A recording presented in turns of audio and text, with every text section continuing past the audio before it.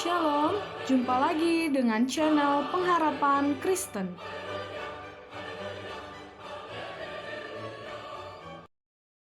Renungan rohani kali ini adalah mengenai kisah cinta.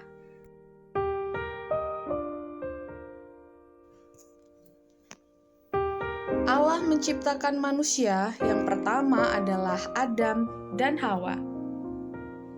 Dalam Kejadian 1 ayat 27 tertulis, maka Allah menciptakan manusia itu menurut gambarnya.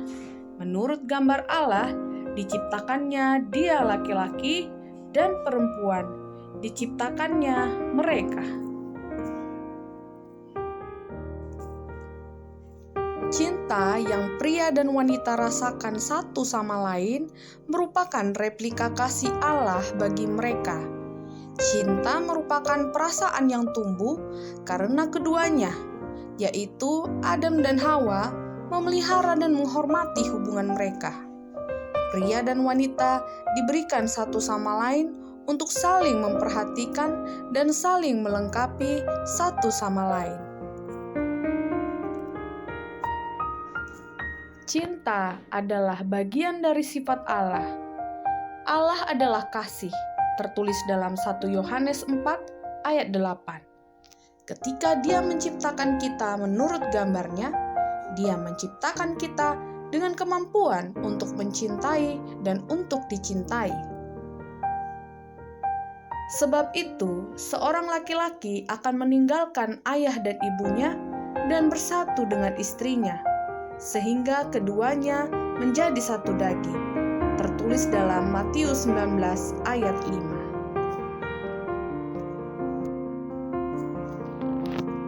Ketika Tuhan menciptakan manusia menurut gambarnya, kemampuan untuk mengasihi yang Allah telah karuniakan kepada manusia, termasuk dengan memiliki cinta yang romantis dan kesenangan seksual dalam pernikahan. Tidak ada hubungan yang lebih intim baik antara suami dan istri selain hubungan pribadi seseorang dengan Allah. Artinya, tidak ada hubungan yang lebih tinggi selain hubungan Allah dengan umat-Nya. Allah memberikan beberapa contoh cinta romantis di dalam Alkitab. Ini adalah bukti bahwa jenis cinta diberkati oleh Allah. Contohnya saja Ishak dan Ribka. Dalam Kejadian 24 ayat 67 tertulis, lalu Ishak membawa Ribka ke dalam kemah Sarah ibunya dan mengambil dia menjadi istrinya. Ishak mencintainya dan demikian ia dihiburkan setelah ibunya meninggal. Yang kedua, cerita Yakub dan Rahel. Yakub cinta kepada Rahel.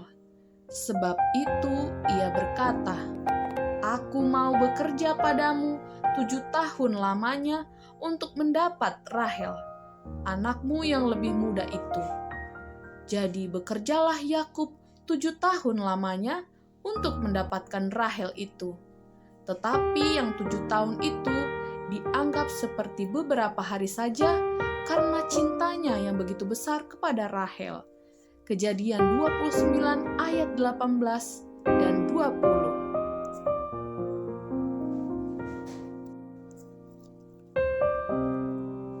Kisah selanjutnya tentang Rut dan Boas. Lalu kata mertuanya itu, "Duduk sajalah menanti anakku, sampai engkau mengetahui bagaimana kesudahan perkara itu. Sebab orang itu tidak akan berhenti sebelum diselesaikannya perkara itu pada hari ini juga." Lalu Boas mengambil Rut dan perempuan itu menjadi istrinya, dan dihampirinyalah dia. Maka atas karunia Tuhan, perempuan itu mengandung, lalu melahirkan seorang anak laki-laki. Tertulis dalam Rut 3 ayat 18 dan Rut 4 ayat 13. Cerita Salomo dan Sulam. Dalam Kidung Agung 8 ayat 7 tertulis, "Air yang banyak tak dapat memadamkan cinta, sungai-sungai tak dapat menghanyutkannya. Sekalipun orang memberi segala harta benda, rumahnya untuk cinta, namun ia pasti akan dihina. Allah menciptakan manusia dengan kemampuan untuk menikmati kesenangan jasmania. Tidak ada buku dalam Alkitab yang berhubungan dengan subjek ini lebih baik dari Kitab Kidung Agung. Kitab Kidung Agung adalah buku romantis murni yang menyenangkan, yang mengingatkan kesenangan khusus yang dirancang oleh Allah untuk pernikahan. Sumber cinta yang romantis terdapat di dalam Tuhan. Saling ketergantungan membantu di saat sakit, empati, simpati, dan asmara. Semuanya adalah ekspresi cinta, baik di antara manusia dan antara Allah dan umat manusia. Allah menciptakan manusia itu menurut gambarnya, untuk menjadi dan melakukan seperti Allah. Allah tidak mengambil gambarnya dari umat manusia, bahkan ketika kita berdosa. Memelihara cintanya dalam hati kita adalah ungkapan terbesar dari cinta yang Dia tunjukkan kepada umat manusia yang jatuh ke dalam dosa. Yesus memberkati ikatan suci pernikahan kembali ketika Dia melakukan mujizat pertamanya di hadapan banyak orang pada waktu pesta. Selain itu, Tuhan menggunakan cinta romantis dan pernikahan dalam Alkitab sebagai contoh untuk menjelaskan perasaannya terhadap kita. Tuhan mencintai setiap orang dengan cinta yang sama seperti suami dan istri yang harus saling mencintai. Dalam Yeremia 31 ayat 3 tertulis, "Aku mengasihi engkau dengan kasih yang kekal." Allah ingin anak-anaknya untuk menunjukkan kesetiaan sama seperti suami dan istri inginkan dari pasangannya. Sebab janganlah engkau sujud menyembah kepada Allah lain, karena Tuhan yang namanya cemburuan adalah Allah yang cemburu. Tertulis dalam Keluaran 34 ayat 14. Dalam hubungan Allah dengan umat Israel, Tuhan membandingkan bangsa Israel sebagai pengantin yang mau menikah.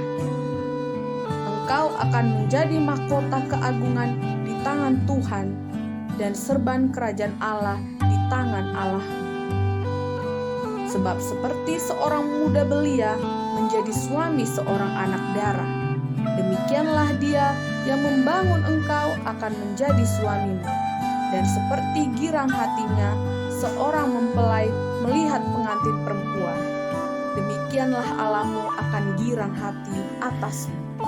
Tertulis dalam Yesaya 62 ayat 3 dan Yesaya 62 ayat 5. Allah masih menunjukkan perasaan yang sama yang Ia tunjukkan pada orang-orang Israel zaman dahulu dengan gerejanya. Pertemuan terakhir antara Yesus dan umat tebusan ditampilkan seperti sebuah pesta pernikahan.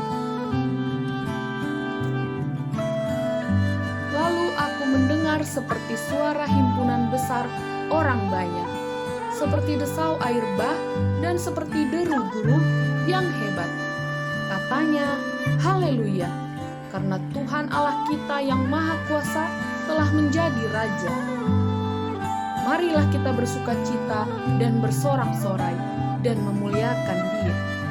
Karena hari perkawinan anak domba telah tiba, dan pengantinnya telah siap sedia. Dan kepadanya dikaruniakan supaya memakai kain lenan halus yang berkilau-kilauan dan yang putih bersih." Lenan halus itu adalah perbuatan-perbuatan yang benar dari orang-orang kudus.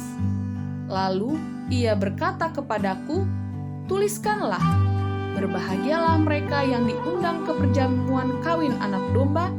Katanya lagi kepadaku, perkataan ini adalah benar, perkataan-perkataan dari Allah. Wahyu 19 ayat 6-9. Demikianlah firman Tuhan. Tuhan memberkati.